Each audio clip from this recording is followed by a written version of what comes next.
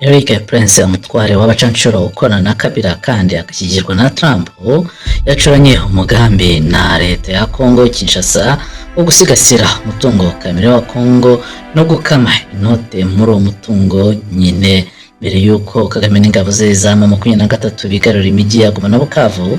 Leta ya Congo Kinshasa yari imaze gusinyana na Eric Prince amasezerano yo gushyiraho uburyo bwo gusoresha ingugu zicukurwa muri Congo. Uyu Eric Prince kandi yari yanasinanye amasezerano yo guhashya abaforoderi bambutsa imipaka ingugu zasawe muri Congo, hibandwa cyane cyane ku mupaka w'amajyepfo ya Congo, igice gikungahaye ku kuguza cuivre na cobalt. Kuri ubu rero uyu Eric Prince usanzwe ufitanye ubucuruzi akorana na Kabila azafatanya n'abajyanama be mu gukurikirana ubusahuzi bw'ingugu bukorerwa mu ntara za Kivu zigaruriwe na Kagame hamwe na M23 n'undi basanzwe bakorana na Kabila nyine. Uyu mwumvikano rero wa Eric Prince na leta ya Congo yo kugendera mu mujyi w'amasezerano ari hagati ya Kinshasa na Washington ashingiye ko Congo izajya iha Amerika ingugu, Amerika nayo igafasha Congo kurinda umutekano n'ubusugire bw'igihugu. Gusa Amerika iricyabigendamo bigura intege ahanini bitewe n'uko Amerika yananiwe kuvirira gukorana na Kagame wigemurira ingugu yasohoye muri Congo ku giciro giciriritse. Eric Prince rero ukorana na Trump ya hafi baravuga ko azajya akorana ibirebana n'imisoro n'ububaruzi byonyine, ariko bikaba biteye amakenga kuko uyu Eric Prince asanzwe aziho gukorana ibirebana n'abacanshuro, cyane cyane ko ari we waranashakiye leta ya Congo abacanshuro bafashwe bunyago na Kagame i Goma. Bamwe rero bakaba bavuga ko Eric Prince n'ubundi azagira ukuntu abyinjizamo igisirikare cy'abacanshuro cyigenga, bityo Trump akibonera ingugu za Congo bidaciye muri leta ya Amerika. Bisobanura ko Congo ari nkaho iri gusubira mu bukoloni hamwe bw'umwami w'Ababiligi Leopold wa kabiri waragize Congo akarima ke k'umwihariko kugera naho hakoze jenoside yahitanye abanyakongo barenga miliyoni 10. Ejo y'ibyo rero kandi abantu bari mu kwibaza impamvu uyu Eric Prince yahisemo gusinya aya masezerano nyuma y'uko Kabila agiye Goma anyuze mu Rwanda ategekwa na Kagame washoje intambara muri Congo. Ikindi gikomeje kwibazwaho n'ukuntu Eric Prince usanzwe amenyereye iby'ubucanshuro azafasha leta ya Congo mu birebana n'imisoro no kurwanya ubushimusi magendu imimo atigeze akora mu buzima bwe. Bikaba bisa rero nkaho leta ya Congo iri kwitabaza Eric Prince kuko ari ishumi ya Trump n'akadasohoka inafite imene mu ishyaka ry'abanyarepublika riri ku butegetsi muri Amerika.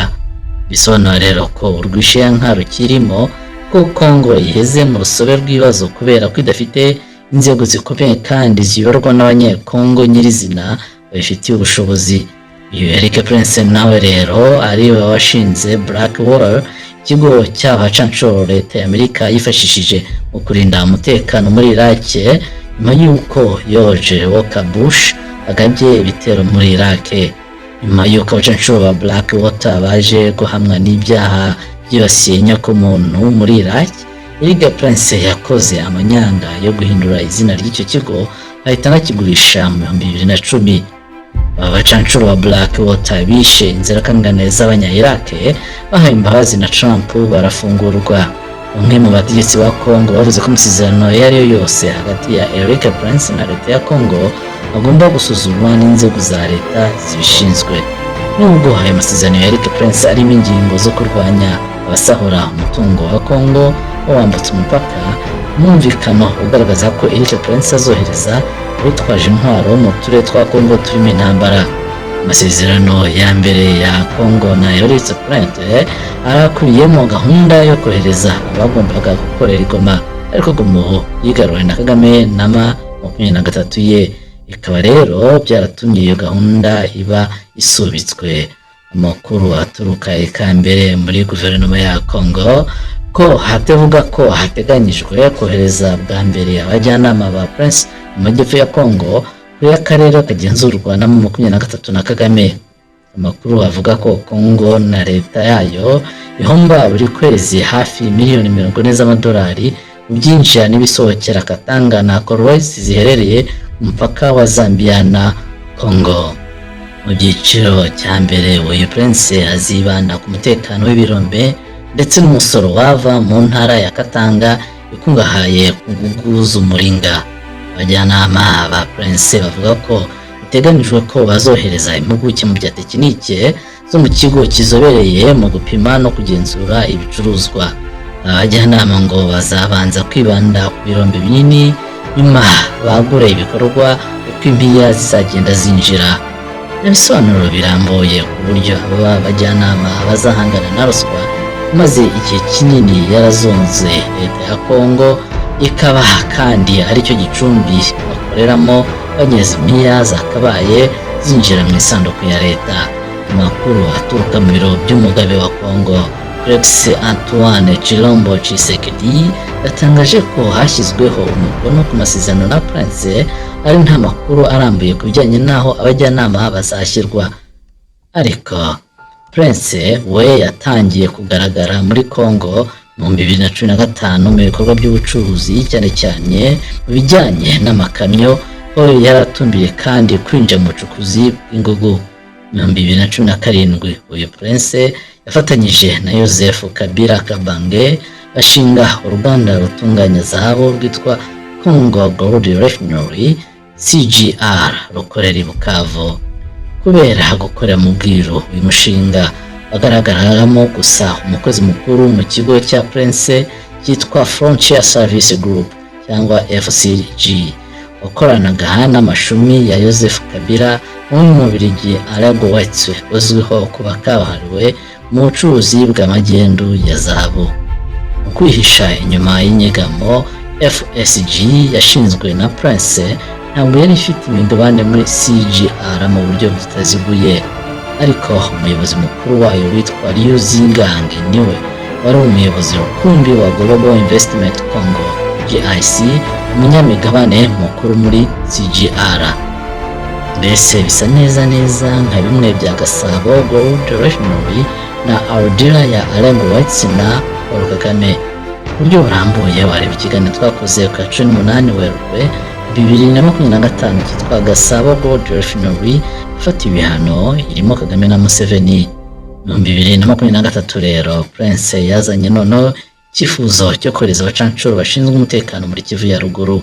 Icyo gihe Loni yatangaje ko Eric Prince yari muri gahunda yo kohereza abacancuro barenga 2,000 baturutse muri Colombia, Mexico na Argentine kugira ngo barinde umutekano aho bacukura ingugu no gukoma imbere ibitero by'ingabo za Kagame muri Congo. Bivugwa ko ayo masezerano yari ateganyijwe kuba hagati ya Dubai na Congo atashyizweho umukono. Muri Mutarama 2025 mbere y'ibitero bikomeye by'ingabo za Kagame zaje gufata Goma na Bukavu, Prince yararimbanyije n'ibiganiro na guverinoma ya Congo byibandaga ku mutekano w'ingugu zicukurwa muri Congo. Noneho muri iyi Mata ya 2025 Prince ari gusoza amasezerano y'umutekano w'ingugu za Congo. Uretse rero Congo, Prince yagiye agaragara n'ahandi muri Afurika amaze gukorera imyaka irenga 10. Prince yagiye agaragara mu bucuruzi bwo gufasha mu kugenzura amasosiyete acukura peteroli no mu bucukuzi bw'ingugu.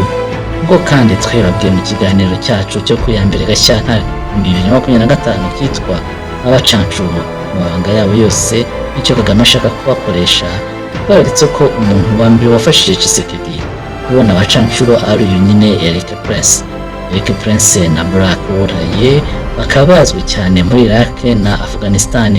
Muri Afghanistan, Black Warrior Eric Prince yahaye akazi Major Philibert Rwigamba bajwe kwirukanwa na Kagame mu 1994 azira ko yarazi Kigali cyane bigatera Kagame kumwikanga ko yamuhirika. Tugarutse kuri Eric Prince, uyu Eric Prince yashakishije abacancuro muri Colombia, Mexico, Argentine na Afurika y'Epfo, ariko biranga. Biza kurangira abwiye Tshisekedi ko yababona muri Romania, Bulgaria no mu Bufaransa. Nyuma yo kurangirwa na Eric Prince nibwo Tshisekedi yashoboye kubona abacancuro yari yizeye ko bamufasha guhangana n'ingabo za Kagame. abacanshuro rero Tshisekedi yazanye harimo kabuhariwe mu gukoresha za drone cyangwa se inziro. Mbere y'uko Goma ifatwa, Kongo habarirwaga abacanshuro bagera ku 1,600 harimo 288 bafashwe impiri n'ingabo za Kagame. Hagati aho umuntu yavuga ko kubera gusumbirizwa n'abanyakatanga nka Joseph Kabila na Moise Katumbi ndetse no gutoterwa n'abanyakivu nka M23 kandi Kivu na Katanga zikaba arizo ntara zikungahaye ku ngugu, Tshisekedi harasa nk'utiriza ko gabiza Katanga na Kivu abanyamahanga ibyo bizafasha abanyekongo bava mu ntara zidakungahaye ku ngugu kugira ijambo mu butegetsi. Bikaba rero bisa nk'ibyerekana ko Tshisekedi yaba ashaka kwigana Mobutu. Uyu Mobutu Sese Seko kuko wendo wa Zabanga akaba nawe yarahisemo kugabiza ubukungu n'umutungo w'igihugu Abanyamerika n'Ababiligi, aho yingiraga ko bamutabara mu gihe yaba atewe n'abashaka kumwambura ubutegetsi bakamubikira y'imbehe. Nuko rero musigare amahoro nk'uko bisanzwe n'urugwiro kandi iteka.